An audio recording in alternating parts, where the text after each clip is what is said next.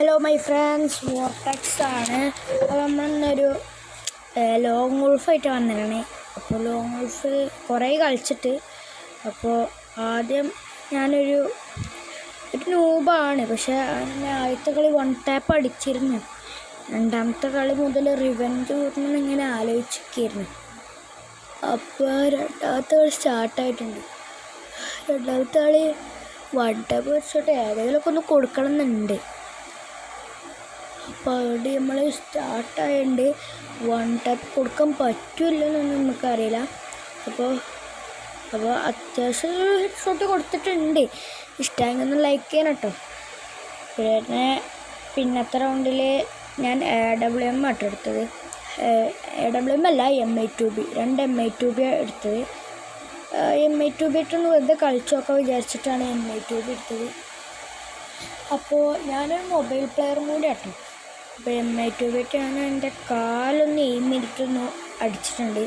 അതിൽ കയറി ചെല്ലാൻ നേരത്ത് അവൻ ചിലപ്പോൾ നെറ്റ് പോയതാവും, ചിലപ്പോൾ സ്റ്റക്കായത്. ഞാനത് നോക്കിയിട്ട് ചെന്നപ്പോൾ അവന് നെറ്റും കാര്യങ്ങളൊക്കെ പോയിട്ടുണ്ട്. അപ്പോൾ അടുത്ത റൗണ്ട് മുതൽ ചിലപ്പോൾ നെറ്റ് പോകില്ലായിരിക്കും, നോക്കാം.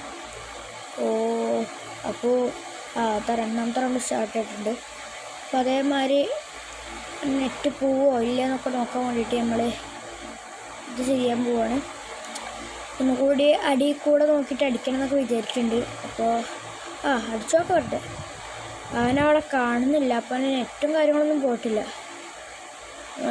അതൊന്ന് നോക്കുകയാണ്. അപ്പം ഡാമേജും കാര്യങ്ങളൊക്കെ കൊടുത്തിട്ടുണ്ട്.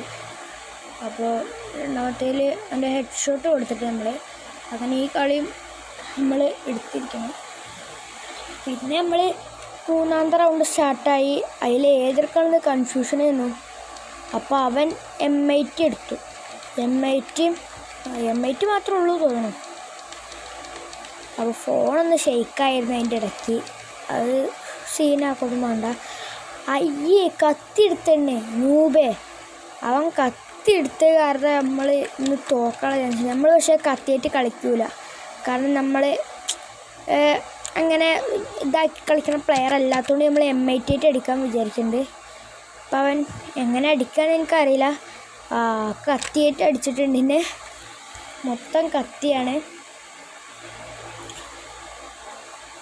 പിന്നത്തെ റൗണ്ട് അവൻ കത്തിയായിട്ട് വരൂല എന്ന് വിചാരിച്ച് ഞാൻ MIT കാര്യങ്ങളൊക്കെ എടുത്തിട്ടാണ് കളിക്കുന്നത്.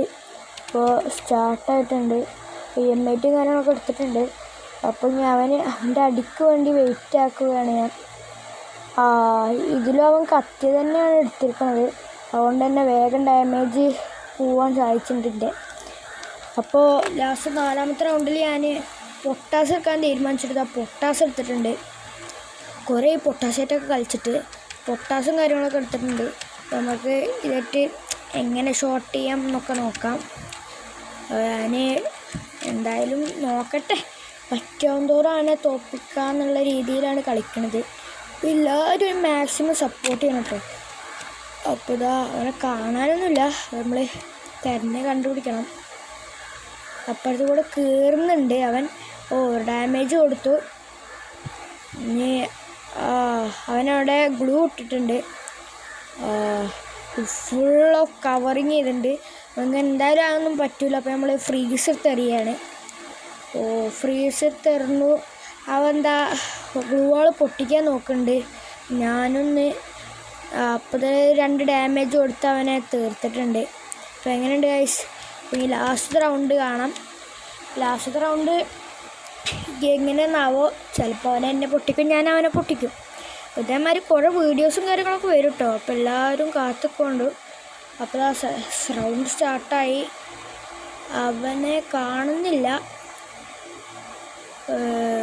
എവിടെ? ഒളിച്ചിരിക്കുകയാണ്. അവനെ ഡാമേജ് കൊടുത്തിട്ടുണ്ട്.